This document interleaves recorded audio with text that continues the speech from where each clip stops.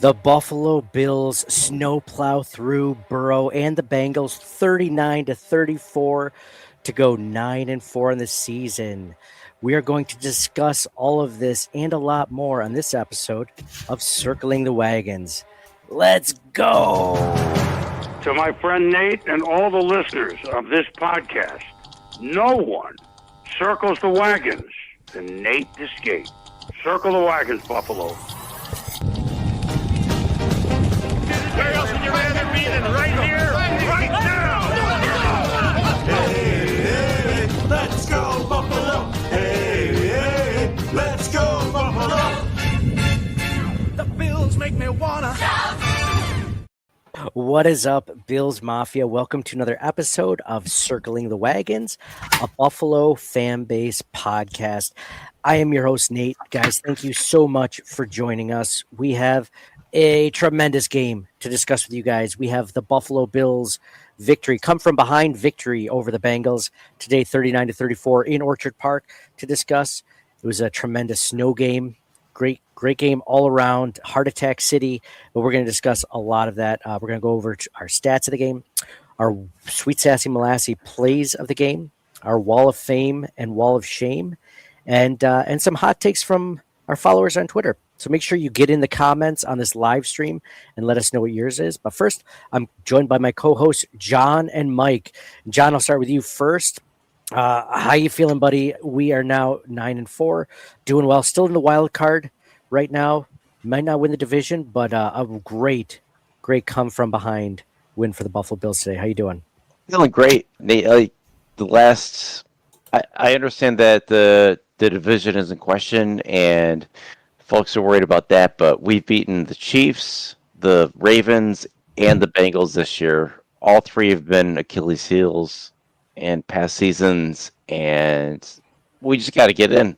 It doesn't matter if we win a division. It doesn't matter if we get the 1 seed. Just get in and do our thing and do what we do. I'm excited. Yeah, this might be one of those weird seasons where not getting the number 1 or 2 seed might actually be okay to not have home field advantage for the first game. You might actually get some easier opponents, but we can discuss that a little bit later. I love it, John. Mike's in the podcast. What's going on, Mike? How you doing, man? Nate, what a game. I really loved it. It was close, right? Everybody loves a blowout because you can rest a little easier, but when it's close and they win, there's nothing like it. This was the best feeling since week 1 in that Ravens game, right? That Ravens come from behind win. I said it over social media. If there was, excuse me, getting over a cold. If there was ever a game, Old Nate would have proclaimed that was just allergies. Maybe if we were live in person. Like, oh, don't worry about it, guys. You're willing to admit you can have a viral load if no one's next to you. I see. Yeah. Oh, 100%. If this was us all three in the same room together, it'd be like, oh, sorry, guys. I just got over the flu or COVID. My bad. So anyway, back to Josh Allen. You would 100% say, oh, it's allergies. It's allergies, yeah. Oh, yeah. That's your go-to excuse when you don't want people to think that you're sick right next to them at work.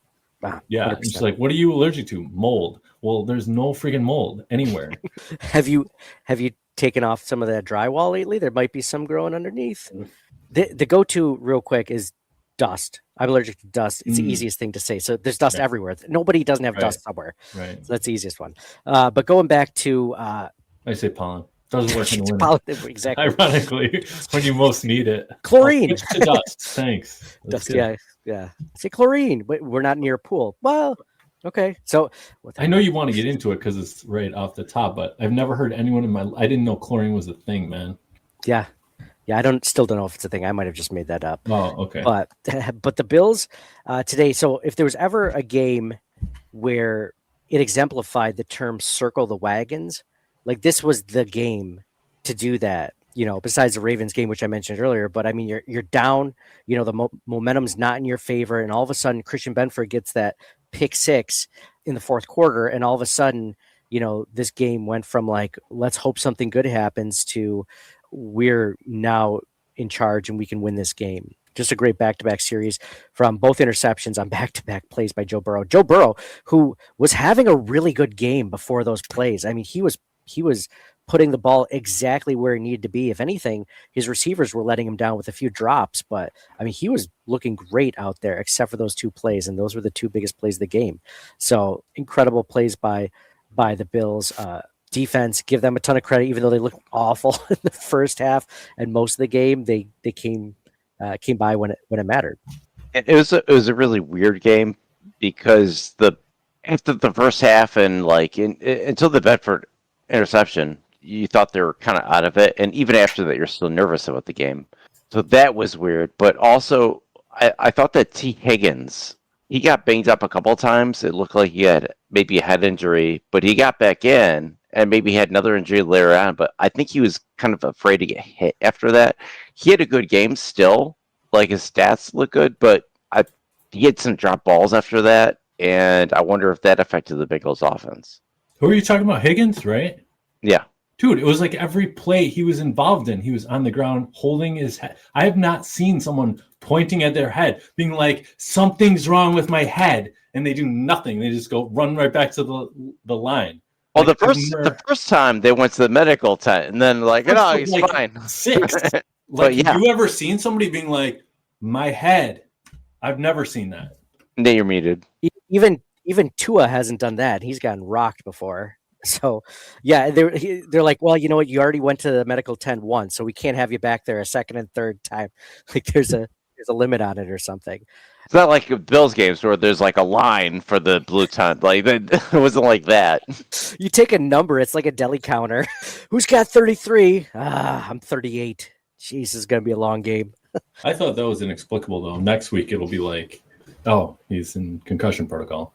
Yeah, we needed him to come off the field too, didn't we? He was just tearing us apart. Dominating, yeah. Well, yeah. I mean, if he did come off the field the whole game, like they had Chase and like Gesicki and all these other guys, it didn't matter. But the Bills were locking down Chase, though. I mean, Benford. Amazing. Yeah, Chase was locked down pretty good, and the second half they blitzed more, which I don't know. I think it was maybe slightly more effective, but not that much more effective. It was something. It was something. They needed anything at that point. But they were desperate, and they did what they could, and it worked. And it was better than the first half. Oh yeah, yeah. Just the disparity between the I guess the ease at which the Bengals receivers could get separation and make catches, like the Bills outside of the tight ends. It felt like, what's happening? Like, you would think in the snow the receivers would really have an advantage, like they know where they're going, right? That was the big disappointment for me. That exemplifies the Bills receiver problem. They need receiver help, and you mentioned the tight ends.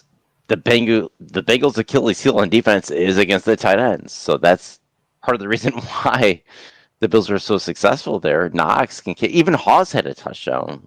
I mean, we're lucky to have Kincaid back. Yes, that's huge. He's huge to our offense. I don't think we realized it as much as we did when he was missing. We took him for granted. You mentioned Hawes. My guy needs to work on his touchdown celebrations. He's just like, that was pretty. Everyone's like, let's freaking go. And he's just like, all right, I was here. Yeah. Agreed. Agreed deal. Like, everybody like sliding and doing snow angels and just everything under the sun. He's like, I'm just happy to be here. Like, shrug. Late round pick. I mostly run block. Yeah, for sure. For sure. The tight ends were leading the Bills in receiving. So if we were looking to an ideal scenario, like let's say we go into the playoffs, we make a Super Bowl run, we would want to play against a team that can't guard well against tight ends, that isn't good against the run, and it's a terrible offense. It's a terrible. Fingers crossed. They turn over the ball a lot. You're hoping, because before that, the Bills, James Cook had that huge fumble right near the goal, right near the goal line that gave up the ball in that play, and all of a sudden it went from 21-18 to the Bengals having the ball and you didn't know where it was going to go. And then I tweeted this stat out. The Bills are 1-4 when they lose the turnover battle. So it was 1-0 against the Bills when Cook coughed that ball up. Like, oh great. And then they made 2 turnovers on defense right away, so they went into the positive. section of the turnover battle. So it's just a matter of time when, if the Bills can get some team to turn the ball over, cough the ball up, even guys like Joe Burrow that aren't used to doing that, that's how they win, man. That's how they're going to win. That's how, if they make a run, this is how they're going to do it. They're not going to be by throwing to Khalil Shakir for 125 yards or Keon Coleman for 8 receptions. That's not going to happen. It's going to be through their tight ends, their running backs, either on the ground or through the air, and then defensive turnovers at opportune times. Unless Brandon Cooks becomes the answer somehow. I don't think it's going to happen. They need, for looking to the future, they got to have an alpha receiver. That's the only way to fix that particular problem. Yeah, it's so funny because last year, I hate to go on a tangent, but last year we were like, well, you don't need it because you got a great offensive line. So you don't need the best weapons.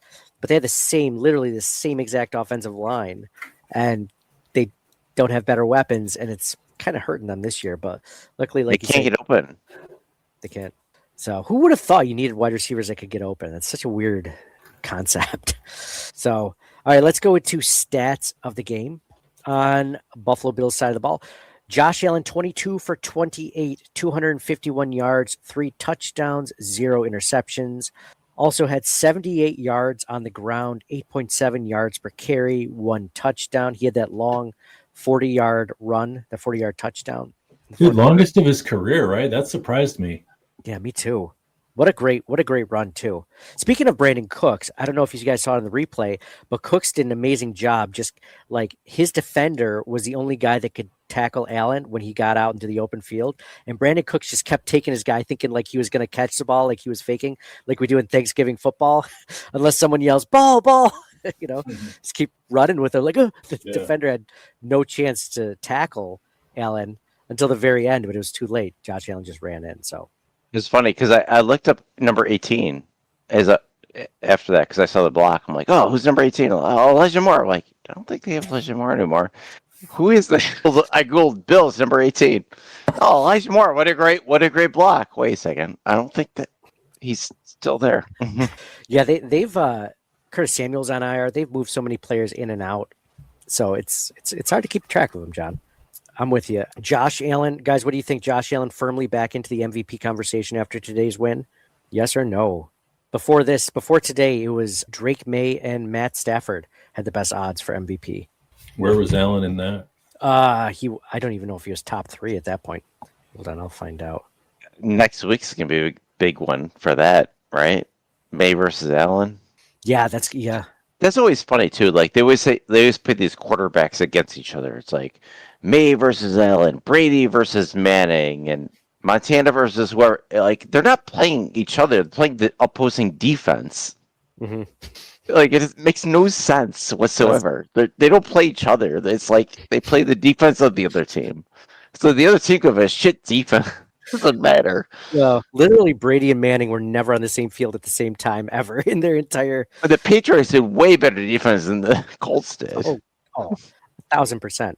You know what I will say? The Colts had that one really good season where they had like Freeney and Mathis.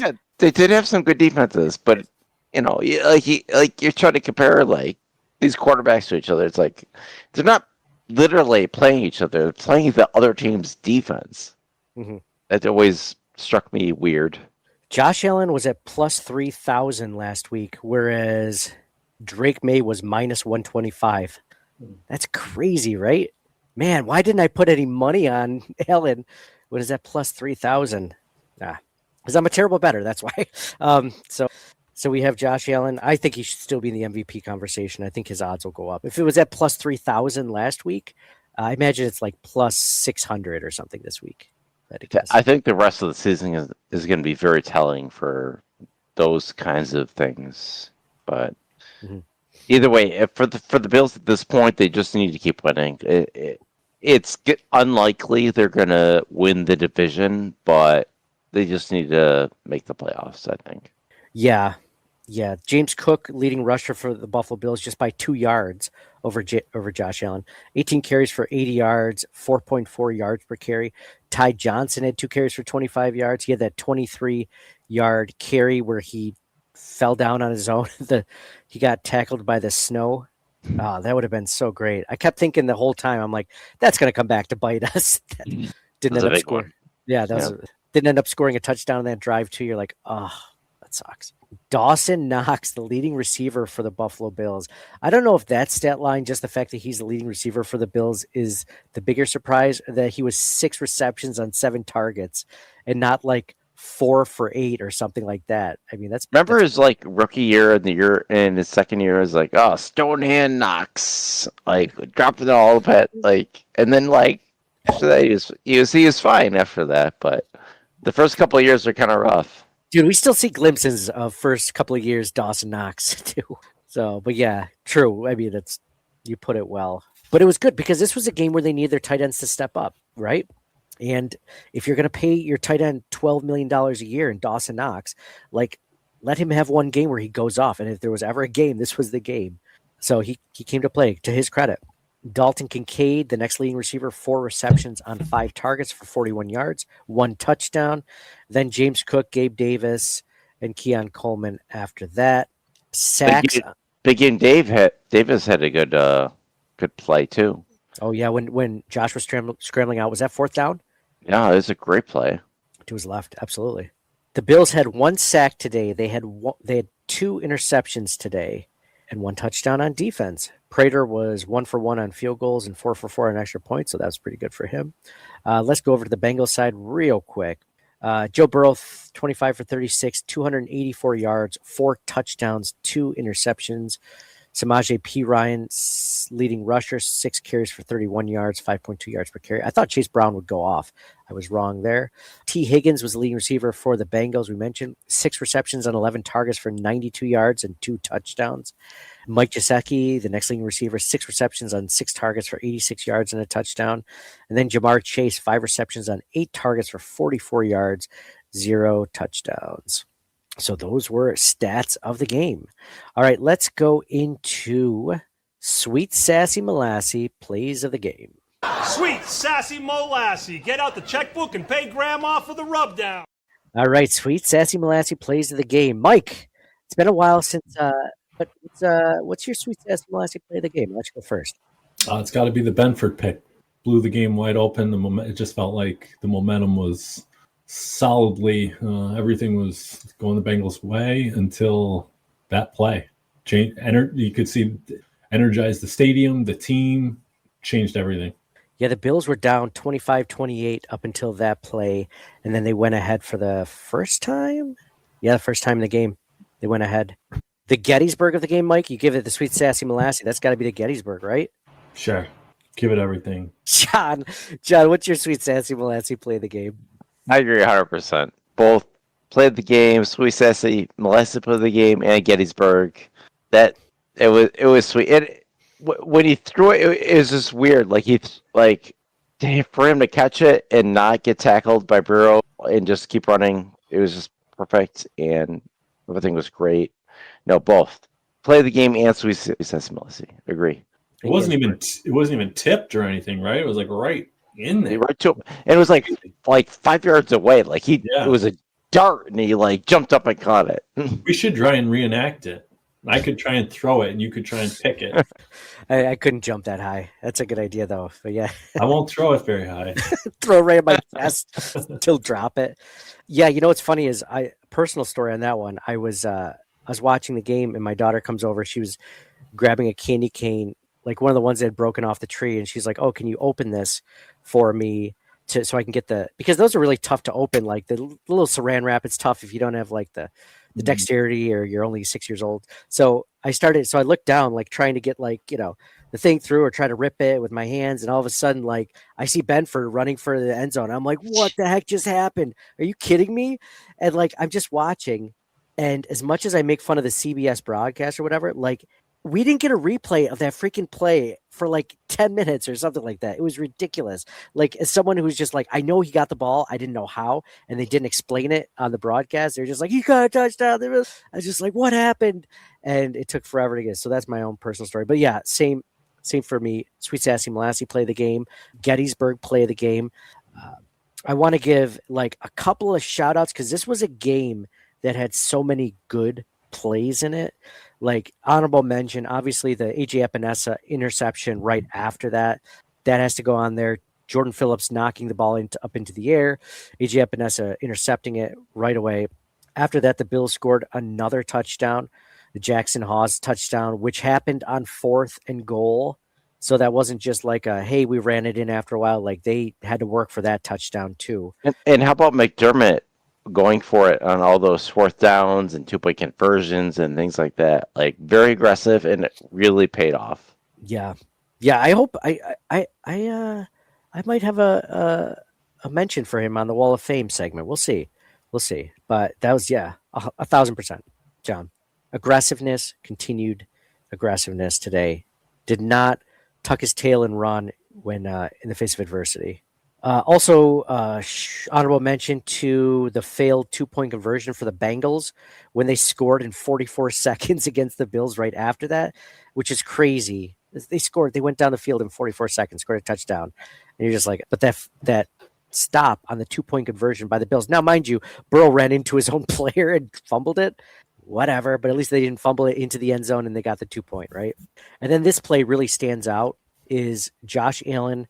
At the end of the game, the Bills needed a first down with 1:54 left in the game. Because if the Bills don't get a first down on 3rd and 15, then the Bengals get the ball back and they could potentially score a touchdown since, they did it in 44 seconds before.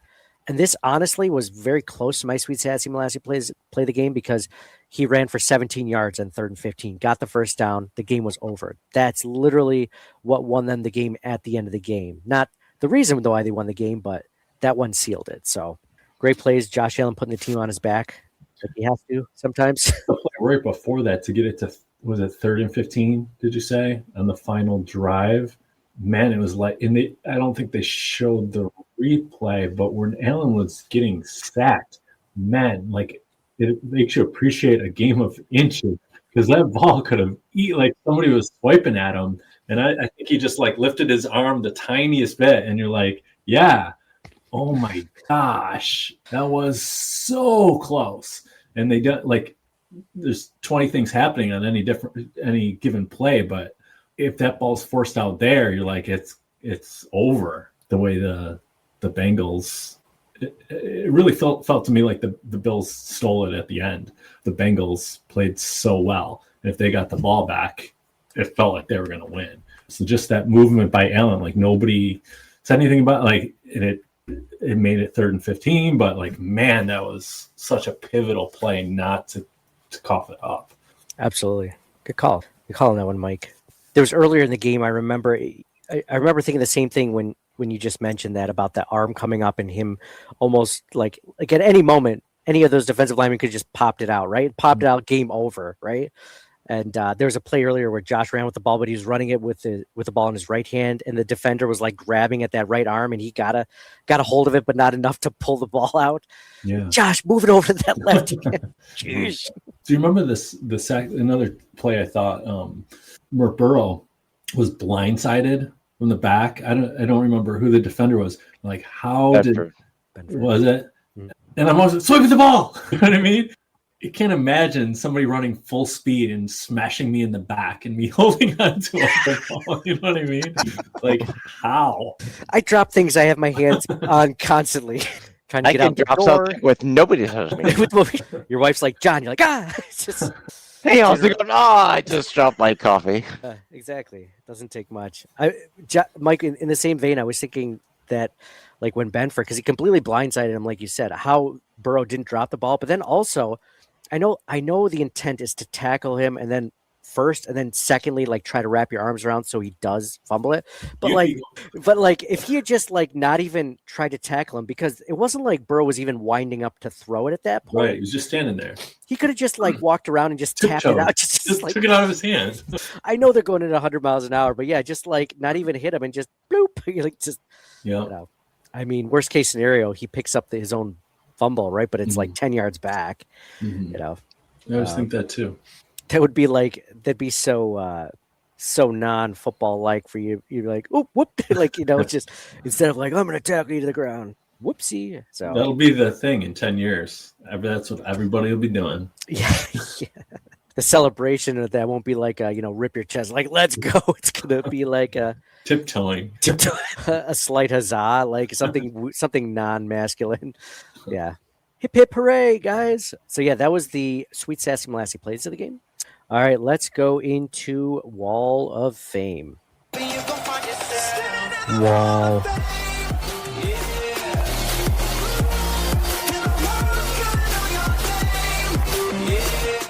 All right, Wall of Fame, John. I feel like with AI, you could update a lot of this stuff.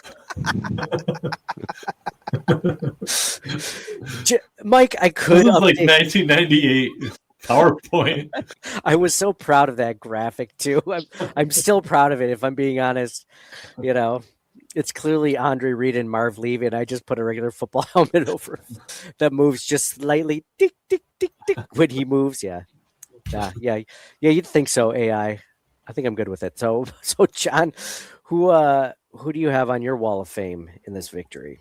Josh Allen. Josh Allen. Josh Allen. Do I have to explain it or no? We all just know. John, do you ever feel? And I know I tweet this, especially when they're losing. Do you ever feel bad for Josh Allen a little bit? Like the fact that he has to do it all himself. I mean, I'm glad that he does. I'm glad that he can. But there are parts of me where I'm just like, the Bills are losing. They're not getting anything done on offense against this awful defense. I mean, the Bengals do have a bad defense. They're not good, especially without Trey Hendrickson in today. And I'm just like, well, if they built a better team around him, if the defense was better, if the weapons were better, and I'm Bro, what kind of question is that? You feel bad for Josh Allen? Oh, yeah. It's also kind of a loaded question because a lot of teams have very similar situations where they have a great quarterback and they don't win a Super Bowl or anything, right? Like Joe Burrow or like lots of teams have this situation. So I don't think any offense has as bad a situation of wide receivers as Josh Allen does, though. I mean, I think Jones has better wide receivers. But there's always something, right? Like he has a good offensive line. It could be reversed. Yeah, there's always something. Like Aaron Rodgers with the Packers. Like, they finally drafted a first-round wide receiver, but Aaron Rodgers is already gone. Or like, it doesn't. There's always something, and you gotta like in those years the Packers had decent defenses, but like you got to make compromises somewhere. So yes, there's always going to be a position that's neglected because you can't address every single position on the roster every year. You can't do it.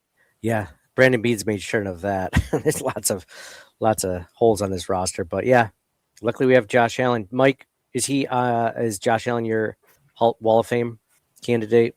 I thought Benford, with the play of the game, the sack, I think Chase might be the best receiver in the game, just locking him down. Like it's hard to ask for a better performance, I think. Yeah. Whereas Allen, I mean, if we can, like every week, we can give it to him. I love that one too, because like you said, Mike, which just trying to lock down Jamar Chase, the best receiver, possibly the best receiver in the league, so much that the Bengals had to put him in at slot just so he would have a better matchup, so he could actually get the ball like that. And Benford took a lot of heat because he wasn't playing good the first half of the season, and now he's coming back to life when it matters the most. So I think Mike's just trying to pick somebody that's not Josh Allen, just to pick somebody that's just not Josh Allen. But it really is Josh Allen, so it's like MVP voter fatigue when they didn't want to vote for Josh or Lamar, so they vote for Josh, right? Isn't that what people were saying? So Mike doesn't want to say Josh Allen because he's clearly the Wall of Fame. It's too obvious to say Josh Allen, so let's pick somebody else. What I will say is I have both those guys at the top of my Wall of Shame or Wall of Fame. One thing I will say is that Josh Allen was having a good game up until that point. They just weren't winning. But then when Benford made that play, I mean, he just took advantage of it. So was Josh Allen still going to have a big game even if Benford doesn't make the interception? Sure. Both quarterbacks are having big games. It wasn't going to matter. Yeah. I think I'd give it to Josh as well. Benford, a close 1A. A close 1A. For those people that are in the comments, let us know what you think for Wall of Fame. Mr. Big says, Wall of Fame that equals the team literally woke up and played well in the second half versus a team who put up a bunch of points in the clutch. Wall of Shame, ball control by James Cook. Well, let's go into that right now. Let's go into Wall of Shame. Shame. Shame. Shame. Shame. Shame. I feel like that's about 8 seconds longer than. I also feel like the video quality could be better. Yeah. Hey, thanks. All right. Anyways, Wall of Fame or Wall of Shame, rather. I guess Nate's media clips for this podcast. You guys have really opened my eyes a little bit about how bad they are. So, okay. So, Mike, how about you? Who's on your Wall of Shame? Yeah, James Cook, I think, with the ball control. I mean, it almost cost him the game, I think. Amazing player, amazing runner, but like, geez. Yeah. And back to back like that, as we're seeing, the turnovers are so important. And that's just, to me, that was a glaring mistakes. And I guess third down was atrocious. The third down defense? Yeah, just tough to watch on third. As I was like, if they take us to third down, it was automatic first. Irregardless isn't the word. Wait, did it become a word? Regardless of the distance, they would get it, right? Yeah. It seemed insane. Do you have the stat in front of you? It was like third down efficiency. They were 10 for 12. What? Madness. I want to say they didn't get a stop until the second half or at the very end of the first half. It was at least 7 for 7 in the first half. It might have been more than that even, but I remember seeing 7 for 7 at one point in the game. Ending 10 for 12. Insane. Yeah, third down defense is and continues to be a struggle for the Bills. I like that one, Mike. Way better than whatever your other one was. John, what about you? What's on your Wall of Shame? I think I'm along the same lines. I'm not going to say officially the defense because they did hold them to 28 for a long time or 21 for a long time. If I'm going to pick a specific player, it's got to be Ryan Vandermark. He had some penalties and allowed some pressures and sacks that he played well last week, but this week not as good. So I'm going to say Vandermark. Yeah, I've been hearing from people like Eric Wood on his podcast saying that Vandermark is a better fit for left tackle than right tackle where he was playing today. And that's why he's not, I guess, the primary swing tackle, or maybe he is, but he still isn't like the perfect swing tackle because he's still a better left tackle. So when he played against the Steelers last week, he was left tackle. This week he was the right tackle because Spencer Brown was out. The penalties, the pressures, that's a good one, John. I agree with that. I think, it ended up being an okay game, but I think that the offensive line in general, definitely had some issues protecting Josh Allen, where there were several plays where either there was a miscommunication where all four defensive linemen for the Bengals felt like they got right in on the play. There was a third down early in the game, or was it a fourth down where they did a play action and it was stopped. It was the only fourth down that was stopped by the Bengals, and there was nobody blocked on that play. It was blown up in the backfield. Yeah, I also wonder, because of last week versus this week, should Vandermark have stayed at left tackle and the Bills moved Dawkins to right tackle this week? I don't know. I think you got to keep Dion where he's the best.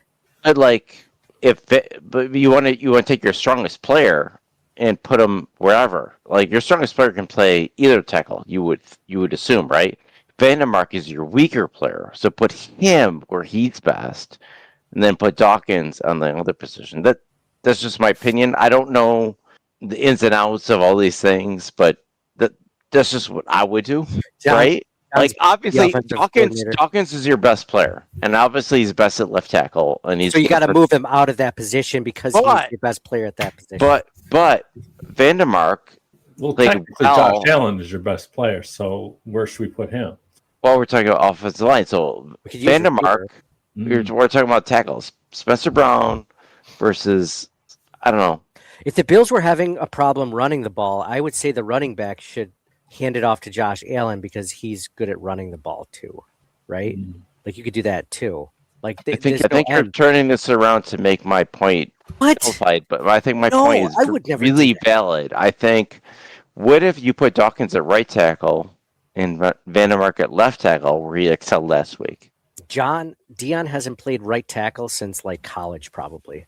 I don't think he's been there. But So that's Dion is elite. He could play either tackle position. Is my point. Vandermark is not elite. Let And you him do what he don't you naturally does favor best. one side, Stats. John. You're a righty, right?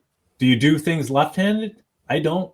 I just go right. I think Dawkins is more versatile than Vandermark. Is my point. Like you pick up a pair of scissors. I don't know. Though it's an interesting just concept turn. because if you want to, so I have heard though it's very tough to go from one side to the other because of like you're used to like backing up with one side on one leg. The one thing I'll say though, like to your point is, let's say Deion Dawkins is 100% of his position, but he could be 70 or 80% as good at left tackle or at right tackle than he is at left tackle, right?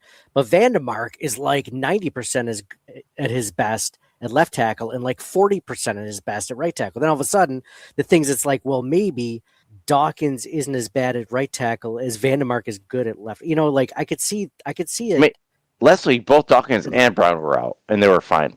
This week, Dawkins is back, Brown's still out, and it wasn't as good. And Vandermark was a liability. What's the difference? Interesting. The opponent.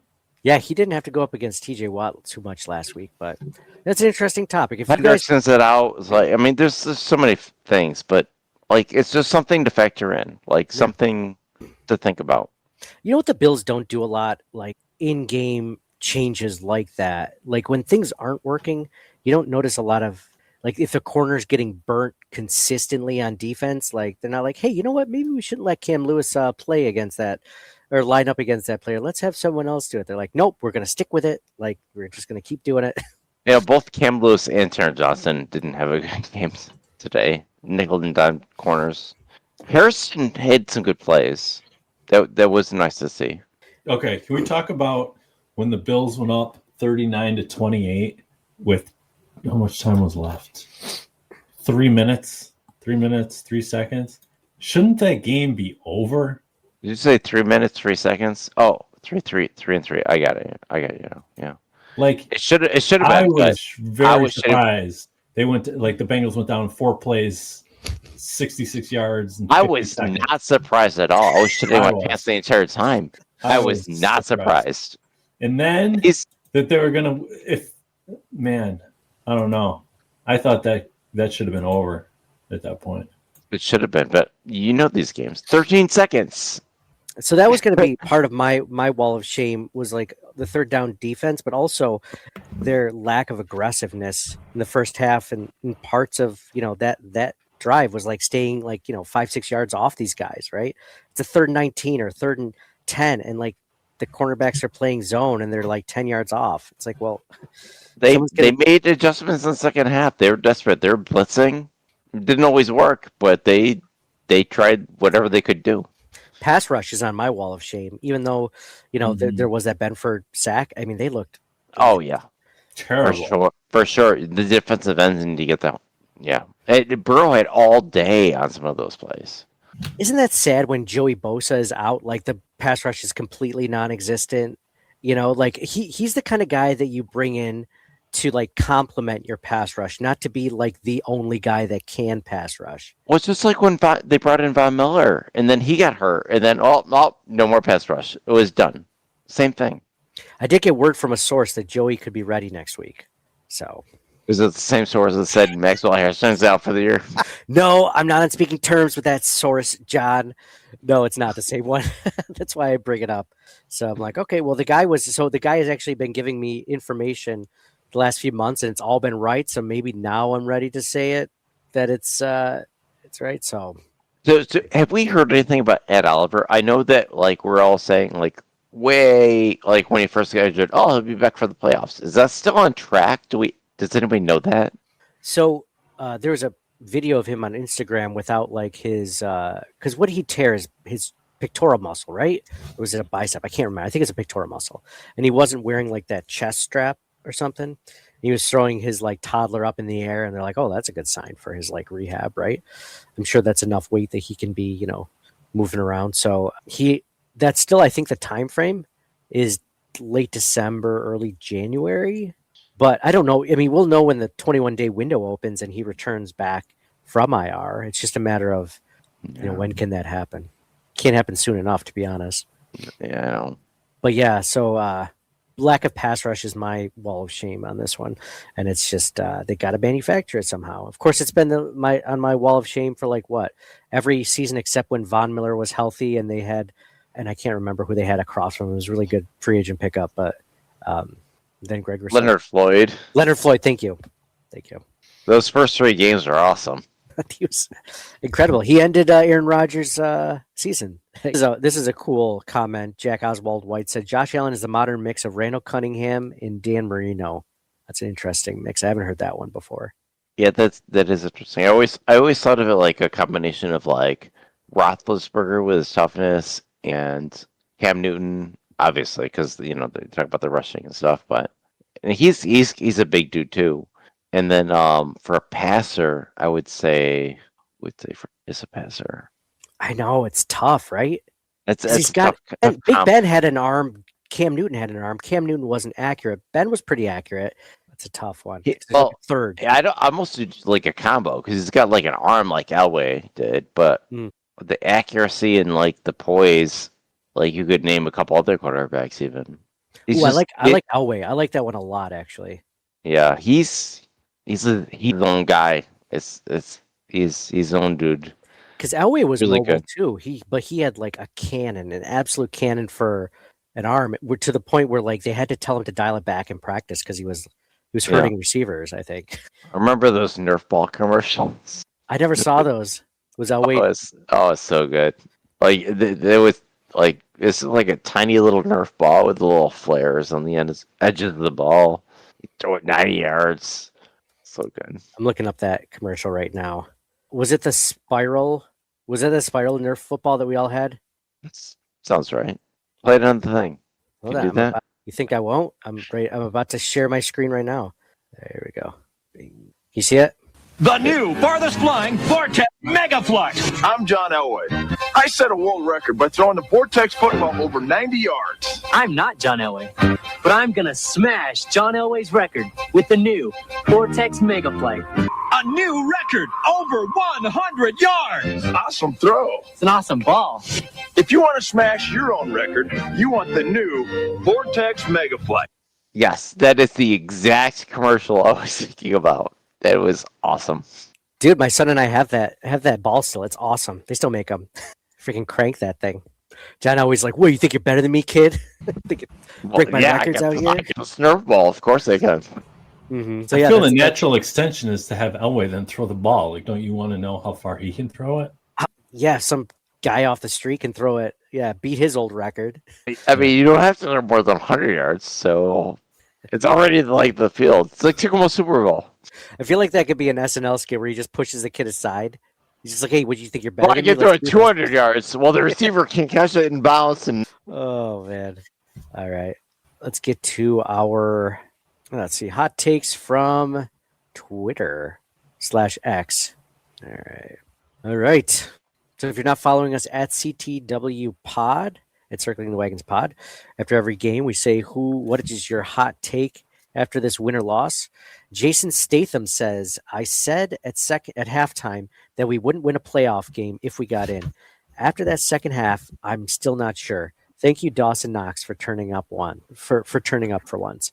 I'd actually kind of disagree slightly in saying that it gave me more confidence after that second half that like maybe they can be in any game, I mean, the Bengals are. So I was listening to pregame before the game. The Bengals are 12-5 when Joe Burrow has Jamar Chase and T. Higgins in the same game. So it's not like they're a good team still, especially with Joe Burrow. This isn't just like a 4-8 Bengals team. This is a team that could still get hot and make the playoffs if the Bills don't beat them. Don't you think anything can happen, right? Any Sunday, any year, enough monkeys typing on a keyboard, like just get in and then see what happens. You could be the number 1 seed and go home, or you can be the last one in and go on a run. You see it time and time again. Do you think the one season where like the Bills barely get in, we're just like they shouldn't even be in? That's the time they win it. It's so fluky. Yeah, definitely. I think there's a chance. Absolutely. So you're saying there's a chance. Mm-hmm. Big Mike says, hot take, Josh Allen seems to have regained his Superman status, regardless of the coordinator's inability to maximize his talents. All we need now is for Josh to have a chance to throw the ball deep. One thing I'll give credit to Joe Brady for is he seems to finally be willing to roll Josh out on some of these plays where Josh has multiple different routes or receivers he can throw to in that, like different reads. And then also he can run with the ball if he wants to. He's finally, I mean, mind you, this shouldn't take his third year as a coordinator to start using more of those plays, but he's finally starting to do that. The only tough thing about rolling out is you're kind of limited to half the field. And if he's rolling out to his non-throwing, or he's rolling out to his left and he throws with his right arm, that can be a problem too. Well, maybe not for Josh Allen, but it limits plays, I think. But it's Josh Allen, so yeah, that's a good point. I just like the plays where Josh has the ability to do both in the same like run or pass. But I mean, if you think about it, that 3rd and 15 run that he had was not necessarily supposed to be a run, and he just dropped back and then he just saw an opening through the middle and went up for 17 yards, just like that touchdown he had, right? Just went through the middle. So I guess it doesn't really matter. Yeah. You don't need to set that up. Chad Labrie says back-to-back weeks that Christian Benford came up huge. Defense was a huge key for this comeback victory for the back-to-back picks. Josh Allen threw the cape on again to lead the offense again. Go Bills. Happy Victory Monday. Absolutely. Christian Benford might win Player of the Week 2 weeks in a row with that play. Go Bills. Buff on Wax says, our defense really needs to stop giving up so many points. LOL. Yeah, that's ideal. Defense. The only thing that scares me about the playoffs is what they always say, defense wins championship. Our defense is not. We're not going to win a championship based on that statement alone. So my thoughts on this is, I think as far as the Bills are concerned, if the Bills can hold their opponents to less than 30 and the Bills can score at least 30, which I think is reasonable, that's all they need to do. So 29 or less for the defense, 30 or more for the offense. I think that's reasonable for this team, right? There's only one team I'm scared of going into the postseason. That's Houston, just because they blew our doors off. I mean, that wasn't even competitive. That's the only team that scares me right now. A team with a tremendous, amazing defense and a good offense. They're like my dark horse candidate to make it to the Super Bowl because they have such a good defense. Yeah, they do have really good defense. Charlie B says, my hot take and Gettysburg play are the same. Christian Benford's interception of Joe Burrow for a touchdown. Richard W. Griswold says, legendary win for the Bills. Allen at the top of his form. Christian Benford is a rock star. The defense, well, they got their act together in the second half, long enough for the win. Cook's near disastrous fumble offset by back-to-back INTs off the hands of Burrow. Thanks, man. I tweeted this out that the Bills had a 9.4 or 8.4% chance to win the game by the what is that stat, ESPN? Win probability. So it tracks it during the game. And the Bills, after that Gesicki touchdown, the Bills had a 8.4% chance to win. And then all of a sudden, obviously the 2 interceptions, and then they won the game. So it's pretty crazy how much of a swing. I saw that was like the biggest swing in a game since, I forgot. Next Gen Stats tweeted that out. You have to check it out on Twitter, but it had been a while. Original Hatriot is in. He says, hot take is that the NFL is done caring about concussions. Ooh, there we go again. T. Higgins had 3 solid head strikes with clear body effects during the game coming off concussion protocol. This protocol is just for show. Mike, there's your burner account, man. This is just like what you were saying. It's true. You have a guy pointing to his head being like, I think I have a concussion. No, we're good. They took him into the tent, and then he came back in, and he didn't look right after that. No. He had big stats still, but he didn't look good. He was dropping balls, and that was rough. He was concussed so badly he could only catch that touchdown with one hand. It was like, yeah, I know. Well, it was up and down. He was it looked like he was down and out for a while. He was dropping passes, like afraid to get hit, and then Yeah. like later on he was back into it. But I don't know if he was smelling salts. Speaking of smelling salts, you ever watch James Cook use smelling salts like right before a run? Like he's like sniffing that thing like yeah. Have you ever seen that before? I just noticed it last week. I knew that there was a story about him doing it, but I really just noticed it Well, last week. you can bring your own apparently, so it's fine. Oh, really? Andrew Freeman says 2-0 in games of the year. Absolutely. Xavier says, I'd like to point out that this is the second game Bills win when McDermott doesn't wear glasses. I love that. Wall of shame for this season was McDermott's glasses. Dude, like I get people you need glasses. Like obviously, like John, you have glasses. I used to have glasses. Like people need glasses to see. I completely get that. But McDermott's choice of frames, man, like I'm not saying it has to be, stylish. Like you have to look like you're on the cover of GQ magazine, but you don't have to look like a librarian either. There's got to be some in between. AJ Tharp says big plays were the difference maker. Benford with a sweet sassy molassy play of the game for sure. Where the hell has that Knox been? Absolutely. Dude, if this is the case, like have we just been completely misusing Knox, or is this just the one game that he can get used for usefully? Maybe you give Knox a different offensive coordinator and he's like 1,000-yard tight end. I have no idea. The Bengals are also awful against the tight end, so Yeah, that's true. They are historically awful against the tight end. They're that bad.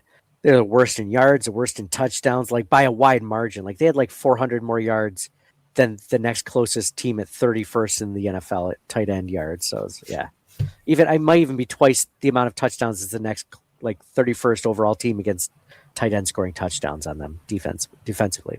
AJ Tharp also says Coleman needs to be benched. His routes are lazy and so obvious that he essentially has a blinker signal on, telling the cornerback where he's going. I can't disagree with that. Part of me wonders, okay, so I've seen the instant replays. I've seen it over social media. He doesn't look fast for sure. But part of me wonders if that's effort or he's just not fast. Like he's not. People have never said he's like a really good route runner. Or he has fast or quick feet. Like he's never had that. So I don't know if that's just.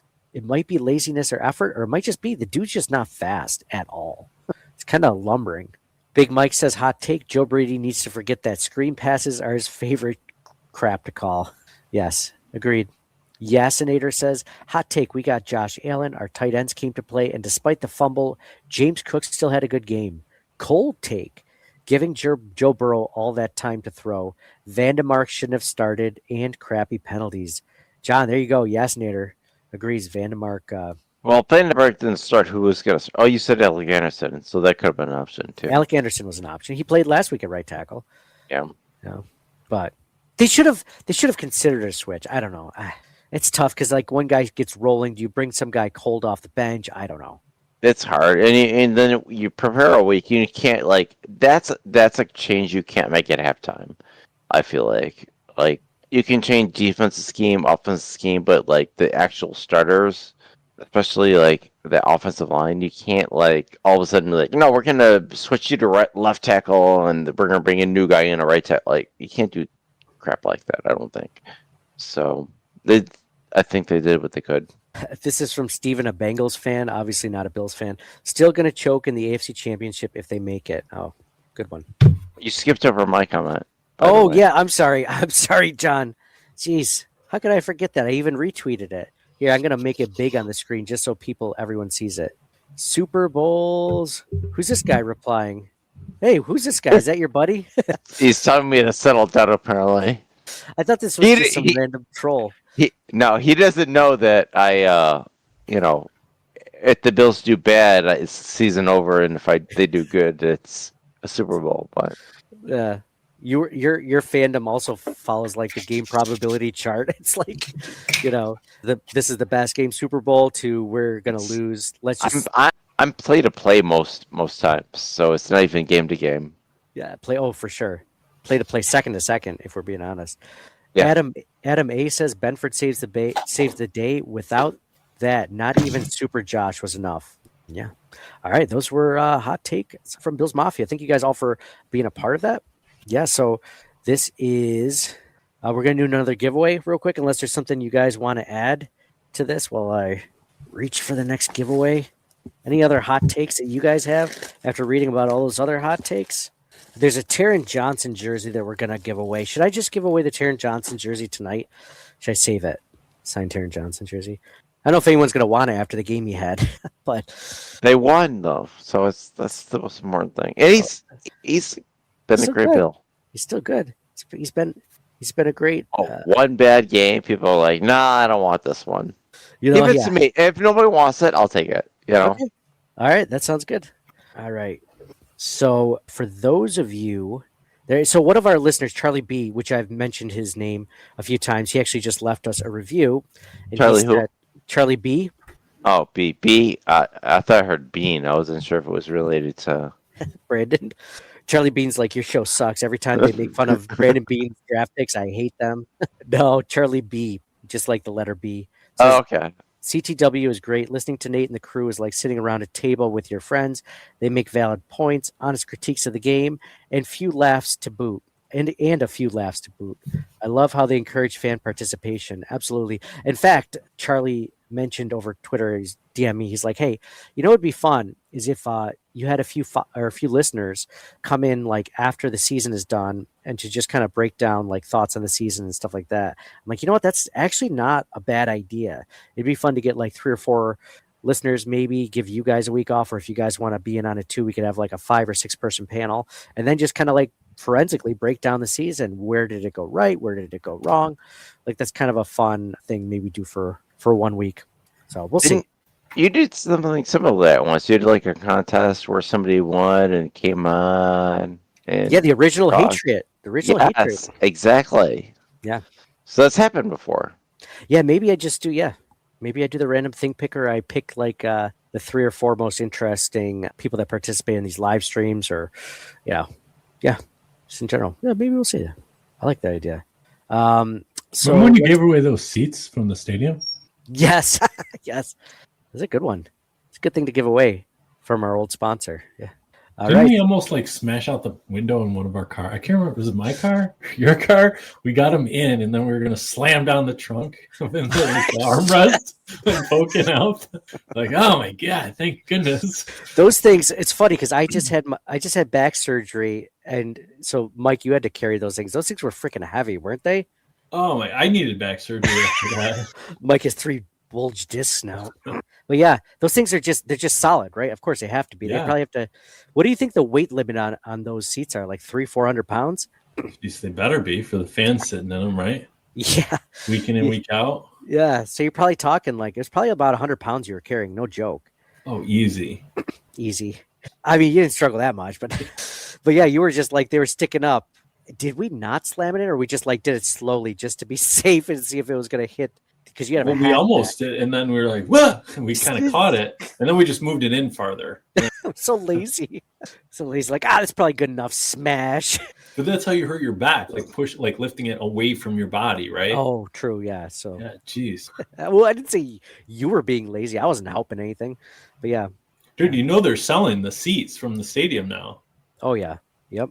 So that was a hell of a prize to give away.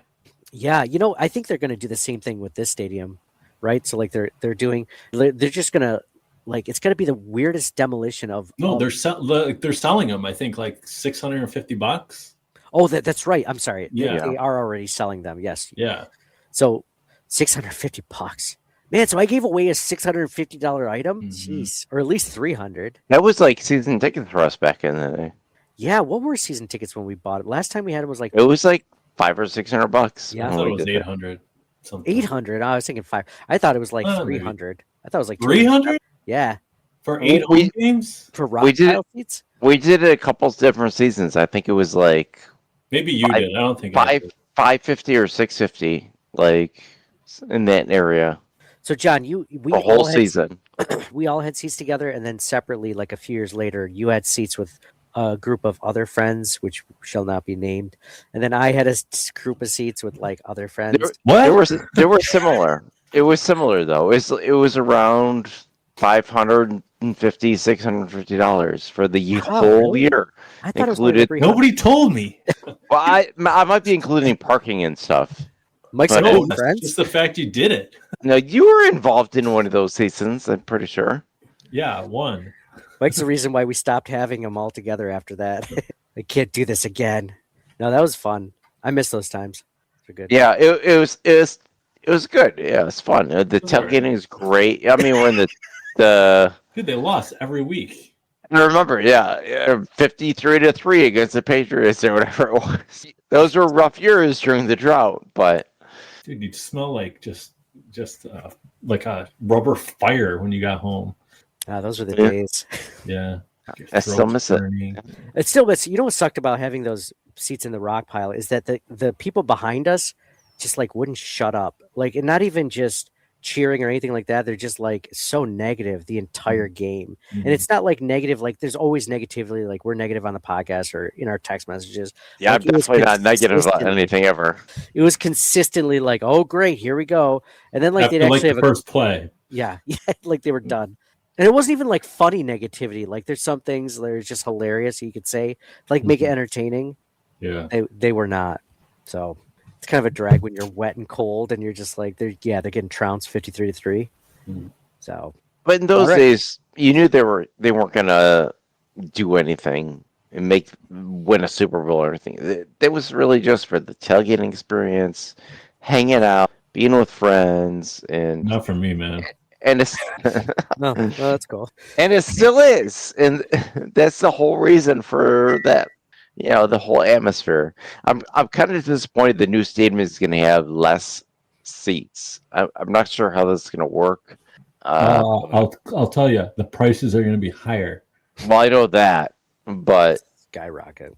I'm disappointed that it's going to be 60-something thousand seats compared to supply goes down, demand goes up. Cost rise. This is who's going to be able to afford, unless people are watching this or listening to this that have season tickets, you're not included. But the only people that are going to be able to afford season tickets going into this are corporations, companies in the general area, the tri-state area or whatever. Them boomers that are, you know, living fat off the pensions and 401ks, and then like trust fund kids.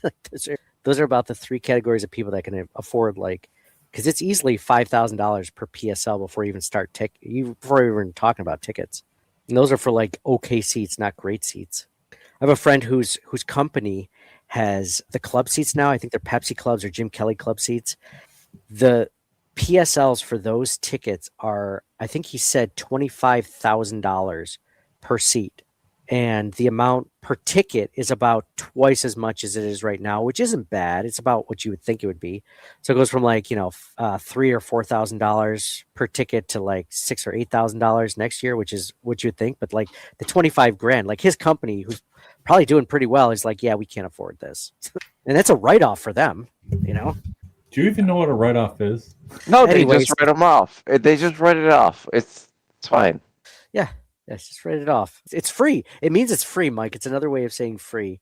Thanks. So winner of this week's Taron Johnson jersey, and you have to be listening or watching for this one. The winner for that one is Dylan Sabo.